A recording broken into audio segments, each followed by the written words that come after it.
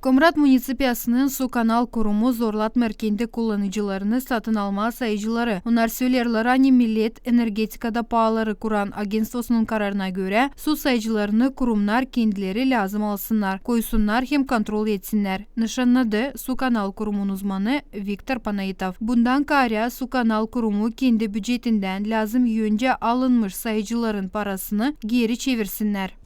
Почти все предприятия АП-каналов в Молдавии – это убыточные предприятия. Поднимался вопрос со всех... Şimdiki zaman su kanal kurumları bütün Moldova'da gelirsiz. Hepsi kurumlar kayıl, hani onlarda yok o kadar para, hani naren kararını aslıya çıkarma. Biz saydık 330 lei bir sayıcı. Lazım olacak 700 bin lei insana çevirelim. Şimdi hazırlarız danışmayı yerindeki nasata bulmadığını çıkış problemadan. Будем обращаться в наш административный совет, как-то, чтобы решить этот вопрос.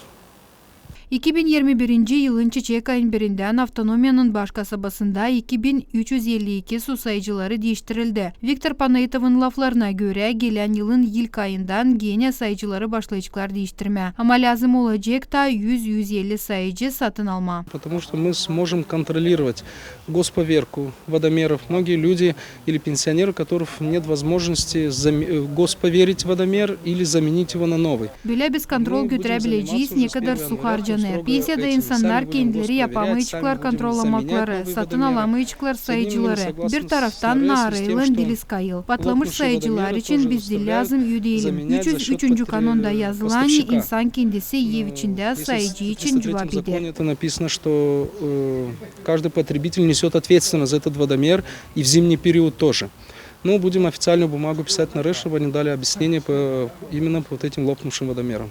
Avtonomiyanın yaşayanları naren kararından kayıl. Onlar sayarlar ani kurumlar hepsi harçları kendileri lazım ödesinler. Suyun pahası verir kolaylık onların bütçeti zedelensin.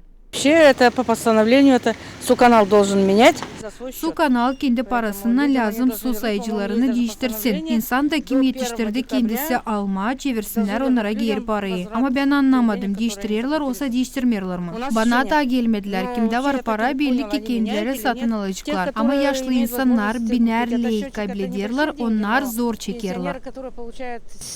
До 1000 лей это 400 лей заплатить. Хотя говорили, что будут менять, но не подошли еще к нам, потому что мы уже купили. Bende değiştirmediler, eski sayıcı duruyor. Söylediler hani değiştirecekler ama bize gelmediler. Birkaç sıra kendimiz yeni sayıcıyı satın aldık. Şimdi isterseler kendileri satın alsınlar. На свет вытащили нам вот эти счетчики на улицу, с нас денег не брали. Это уже их решение, что хотят пусть делать. Нет, не меняли. Когда меняла за свой счет. Onlar kendi parasından lazım değiştirsinler. Ama su kanal her bir insanın parasından işini başarırlar. Ben pensiyadayım. Nereden para alayım sayıcıya? Yemeğe 2'de 1'de yetişmiyor.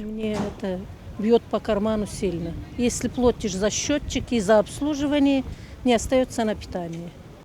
Ama var insanlar angları inanmıyorlar su kanal kurumunu. Onlar isterler kendileri sayıcıları değiştirmek hem kontrol etmeye bağımsız kurumlarda. Ben istemiyorum onlar koysunlar. Daha iyi kendim satın alacağım. Bileceğim hani o iyi çalışır. Alsın onlar da bilmersin çalışacak olsa değil mi? Su kanal kurumları kıran ayın 31'ine kadar lazım yetiştirsinler hepsi paraları geri çevirme. Marina Tapal, Sergey Georgiev, Artyom Tapal, GRT Haberler.